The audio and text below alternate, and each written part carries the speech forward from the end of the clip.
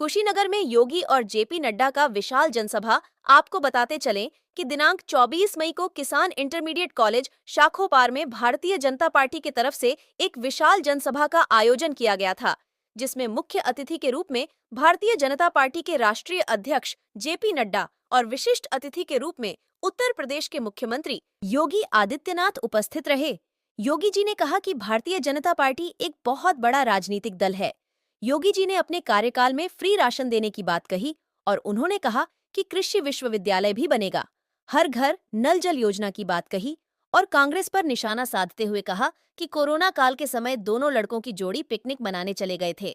JP Nadda ने कहा कि उत्तर प्रदेश अब गुंडा मुक्त हो गया है। भारत दुनिया की तीसरी अर्थव्यवस्था बन जाएगा, इसके लिए हमको तैयार रहना है। जापान को पछाड़कर ऑटोमोबाइल में नंबर 1 बन गया है और साथ ही साथ किसानों की सम्मान निधि योजना के अंतर्गत सभी किसानों को लाभ देने की बात कही।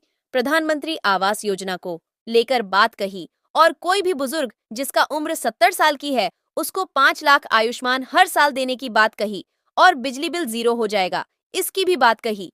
कांग्रेस पर निशाना साधते हुए कहा कि कोयला घोटाला, पनडुब्बी घोटाला, अंतरिक्ष में घोटाला और साथ ही साथ अखिलेश यादव पर भी निशाना साधते हुए कहा कि लैपटॉप घोटाला, लालू का चारा घोटाला, कांग्रेस के मंत्री के घर से 18 करोड़ निकालने की काम हमने किया है।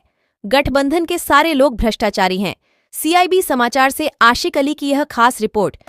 जेपी नड्डा योगी आदित्यनाथ, जेपी नड्डा योगी आदित्यनाथ और पूर्वजों का भी आशीर्वाद प्राप्त होगा। होगा कि नहीं होगा?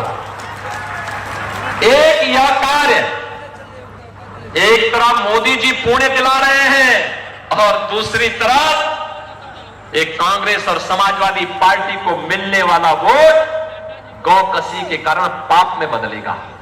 क्या ये पाप करेंगे? क्या पाप करेंगे? क्या आप बताओ, DMK के नेता बेल पर है कि नहीं है? आप बताओ, ये मनीष सिसोदिया जेल में है कि नहीं है? और ये अरविंद केजरीवाल 1 तारीख के लिए बेल पर है, बाकी जेल में जाएगा कि नहीं जाएगा? आप बताओ, के कविता जेल में है कि नहीं है? ये सारे या तो बेल पर है या जेल में है। ये है घमंडिया गठबंधन और ये सारे परिवार की पार्टियां हैं, सारे परिवार की पार्टियां हैं। फारूक अब्दुल्ला को उमर अब्दुल्ला की चिंता, फारूक अब्दुल्ला को उमर अब्दुल्ला की चिंता है।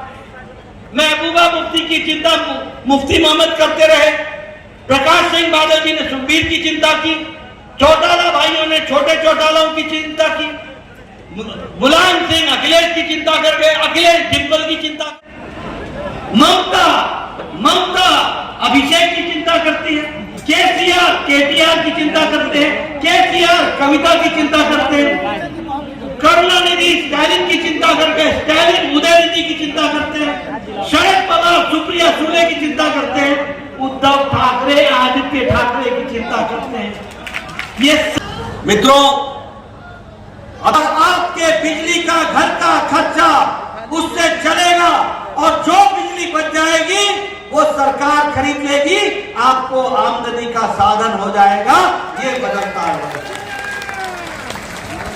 मैं आपके साथ ये भी चर्चा करना चाहूंगा, प्रधानमंत्री आयुष्मान भारत, योगी जी उस समय सांसद थे, आपके ध्यान में आया। उस समय योगी जी बताया करते थे कि हमारे प्रदेश में कैंसर फैल रहा है, हमारे प्रदेश में हार्ट की समस्या हो रही है, कैसे इसको हम लोग लड़ेंगे। हमारे प्रधानमंत्री मोदी जी ने कहा घबराने की बात नहीं है, गरीबों की चिंता होगी। और आयुष्मान भारत के 10 करोड़ 74 लाख परिवार यानी 50 करोड़ लोग और गरीब लोग। कौन है ये गरीब लोग? मैं बार बार बताता हूं क्योंकि मैं स्वास्थ्य मंत्री रहा जब आयुष्मान भारत लागू किया गया। कौन है ये गरीब लोग? रिक्शा वाला, ठेला वाला, रेड़ी वाला, फेड़ी वाला, सब्जी वाला, बस का ड्राइवर, बस का कंडक्टर, बस का क्लीनर, ट्रक का ड्राइवर, ट्रक का क्लीनर, बिल्डिंग में काम करने वाला लिफ्टमैन, बिल्डिंग में काम करने वाला सिक्योरिटी मैन, रैक पिकर जो कूड़ेदान से प्लास्टिक इकट्ठा करता है, जो सैलून में बाल काटता है, ऐसे गरीब लोगों को मोदी जी ने आयुष्मान भारत में हर साल गंभीर बीमारी से लड़ने के लिए 5 लाख रुपए की व्यवस्था की। 5 लाख रुपए हर साल।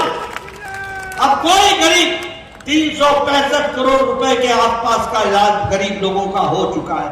फिर से विजय दुबे को चुनाव जिता के भेजना, खुशीनगर का कोई घर नहीं रहेगा जहां नलके से पानी नहीं आएगा, इसकी व्यवस्था की जाएगी। ये भी हम आपको बताना चाहते हैं।